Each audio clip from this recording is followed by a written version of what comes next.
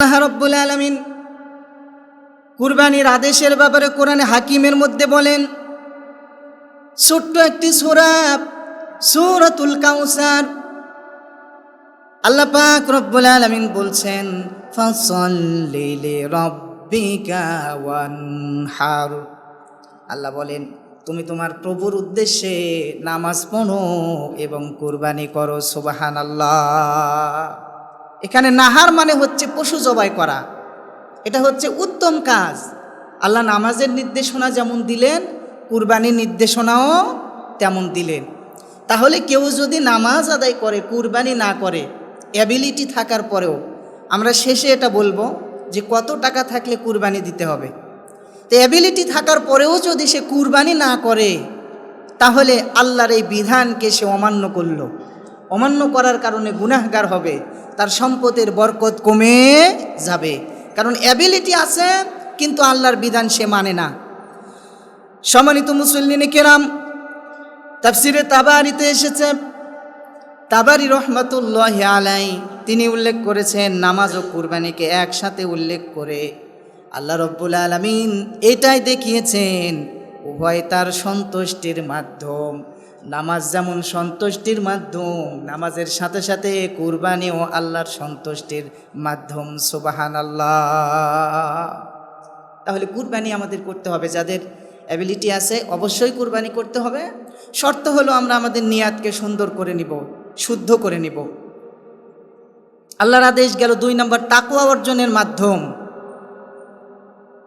আল্লাহ রাব্বুল আলামিন সূরা হজের 37 নম্বর আয়াতে এভাবে বলছেন, লা ইয়ানালাল্লাহু লুহুমুহা ওয়ালা দিমাউহা ওয়ালাকিন ইয়ানালুহুত তাকওয়া মিনকুম।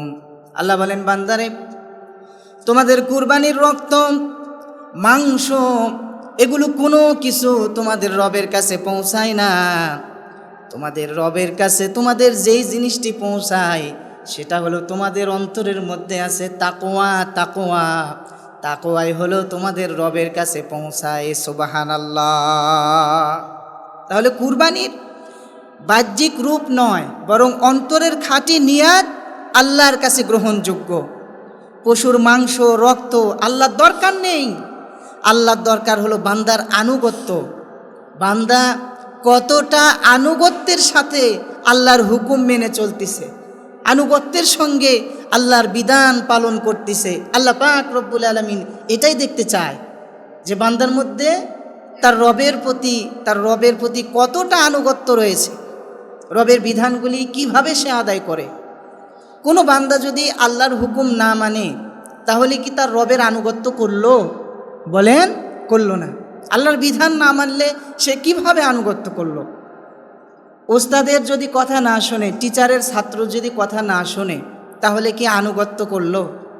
আনুগত্য করলো না। সুতরাং আল্লাহর যদি কোনো বান্দা আনুগত্যের সাথে হুকুম বিধান মেনে নেয়, তাহলে আল্লাহ রব্বুল আলামিন ওই বান্দার প্রতি খুশি হয়ে যায়। রব্বুল আলামিন এজন্য কুরবানির বিধান দিলেন আমাদের জন্য। কুরবানি যদি কোনো বান্দা করে, এই কুরবানি যেন একমাত্র আল্লাহর জন্যই হয়।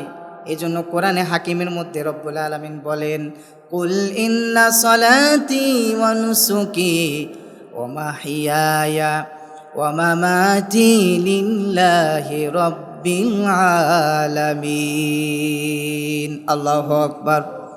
আল্লাহ বলেন, নবী আপনি বলে দেন, বান্দা যে নামাজ আদায় করে সে নামাজ আমার জন্য, কুরবানিও আমার জন্য।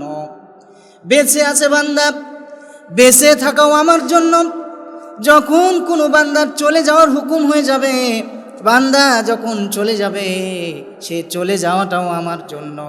সুতরাং বান্দার সব কিছু যখন আল্লাহর জন্য হয়ে যায়, বান্দার নিয়াতটা যখন খাঁটি হয়ে যায়, তখন ওই বান্দার আমল আল্লাহর কাছে পৌঁছায়া যায়। সুবহানাল্লাহ।